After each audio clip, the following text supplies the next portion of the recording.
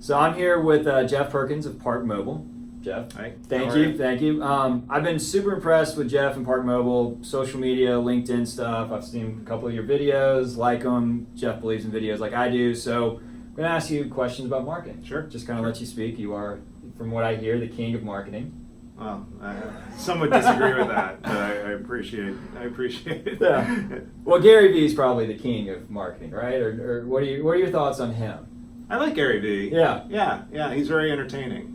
I think he was made to be kind of an entertainer, but he has a good message. I've seen him live a bunch of times. He's impressive when he's in front of an audience. I'm always very impressed. Interesting. You always have to be ready though, because he drops a ton of F-bombs along the way. That's true. But I appreciate that because he's from Jersey and I'm from Jersey, so we're kind of we're connected in that way. Gotcha. Well, cool. One of the things I want to talk to you about is LinkedIn. So, want to know for you, what's the strategy for ParkMobile, but also what's the strategy personally? Right. So for LinkedIn, it's everyone knows it's a place where professionals go to network, to make contacts, to find jobs, to get information. Yeah, definitely. And so for ParkMobile on LinkedIn, really that's our objective. Like, how could we be part of the industry conversation? How can we provide interesting information, content, have a dialogue with people in the parking industry? Yep. We post, probably a couple times a day on LinkedIn. You never want to overdo it on that platform. True. Very different than Twitter or Instagram, where Yep. it's you want to post maybe 7 times a day on Twitter. Or on LinkedIn, we might post once a day, maybe twice a day. Yeah. And we're always trying to share something interesting, some kind of insights that are coming out of our consumers, something that we think that people who work in the parking industry would like to know or need to know. So that's one big part of it. The other big part, obviously, is recruiting. We're we want to get our jobs out there on LinkedIn. So as people are thinking about what their next career move is, hopefully ParkMobile could be on the short list if their skills fit the job opening. Yeah, I would. Of course, it should be. Who doesn't want to work with ParkMobile?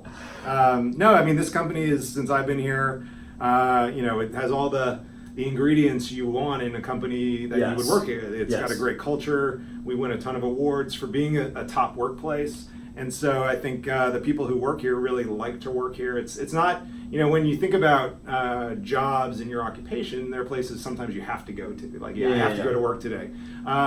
We find with our people is that they want to come to work here. They like to come to work here. And we feel like that makes for a better culture for the company overall. And you highlight that on LinkedIn and other social media platforms. Oh, yeah, absolutely. Yeah, it's really cool. And I mean, one thing I do love about ParkMobile is your actual app, because as I told you earlier, I use it all the time. I mean, everywhere I go, I'm in and out of buildings all the time, and I don't want to go in the parking decks. Right. So I find the street parking, pull out my app, and I use it.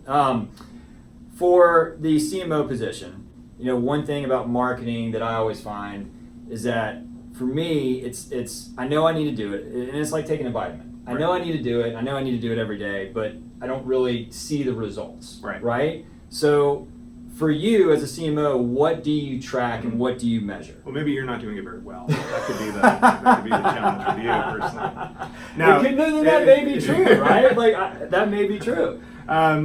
So you have to, one, try to figure out what works and what doesn't. It's like anything you're doing in business. I'm going to try this. Oh, it didn't work. I'm going to try this. This worked. I'm going to do more of that.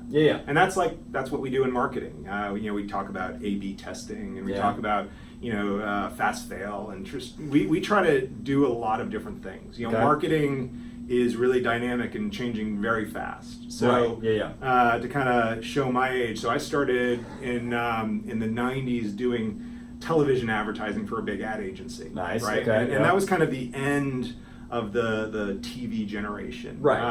We used to joke at the agency, we would go into any client and we'd say, the answer is a television ad, now tell me what your problem is. It was really this kind of one-size-fits-all solution to any branding problem with television advertising. Just push it out as much as you can. And things have really changed a lot since those days, and now it's all digital, and it's very micro-targeted to a very specific audience, and not just hitting that specific audience, but getting them at the right place at the right time with the right message to hopefully get the best result for your business. And so that makes sense. I think our approach is that there is no one formula for marketing. You have to try a lot of things. You have to keep testing, learning, stay on top of like what are the big trends in the industry, what's next in the industry that we could be trying that we're not trying. Because somewhere in there's going to be a really important tactic that's going to work really well, that's going to drive your business. My last company, we found SEO was the secret sauce for everything. Right, yeah. At this business, it's a lot of user engagement that we do within the app using email and push messages and in-app messages. That's really been a really effective piece of our marketing program. Gotcha. So it's trial and error. And just not being afraid to do new things and to push into new areas. So, I'm a sales guy, right? That's kind of what I was trained to do when I was young, and I'm not going to give my age either. But what I'm always trying to figure out is how does the sales and marketing, how do they work together? So you're measuring these things, you're trying A/B testing, that's great. And do you then pass it along to sales? Like, how does that work within your organization now, but also in the past too? So what I try to do is do a really good job and then blame sales when the results don't come in. That's my strategy. 100%. It's the best strategy. It's not my fault. I'm crushing it.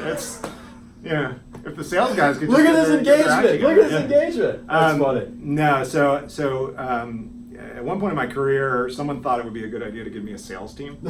Okay. And then I learned what comes along when you get a sales team. They give you a quota, which really sucks. Right. And when you're in marketing for a long time. But it was a great experience, because what you learn when you're managing both sales and marketing is that you have to be aligned. Yes. And if marketing isn't doing what they need to do, then sales isn't going to be successful. If sales isn't using the marketing assets, they're not going to be successful. Yeah. And so I think it's really a lot about that collaboration, that alignment between sales and marketing, to make sure that we both understand what's going on and that we're communicating on an ongoing basis. One of the coolest parts of running the sales team was that we were getting real-time feedback from them every day. So as we were launching new search engine marketing campaigns or new campaigns on social media, we could see in real time that, hey, we're getting some good leads off of this. And then suddenly our sales guy would pick up the phone and be like, Jeff, I'm getting all these really spammy leads from like foreign countries coming in, like Russia wants to talk to us all about our software. So it really helped us in real time optimize everything we were doing. So we would shut off that tactic that was pushing in the crappy leads, and then we take that money and reallocate it into other tactics that are working better. So having that collaboration is big, because the worst thing to happen between sales and marketing is that quarterly business review, which is the one time a quarter marketing and sales talk, and marketing gets up there and they're like, we're crushing it, we're doing all this good stuff, and then sales gets up there and like, we don't have any leads. If only marketing would give us leads, then we would crush it.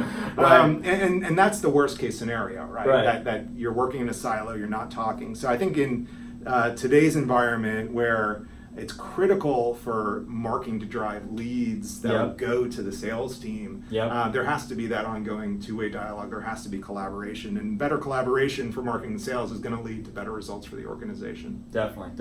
All right, last question. Okay. You're 5.5 games back. How do you come back? How do the Phillies make it? There's a lot of baseball left to be played. What I like now is that the Braves are peaking at the absolute wrong time. That's true. That is true. Their slump is on the horizon, and I expect as the Braves start to have a bad slump and injuries, the Phillies and Bryce Harper's just going to take off. And we'll ride that right into the playoffs. So that's what's going to happen this season. Count my words.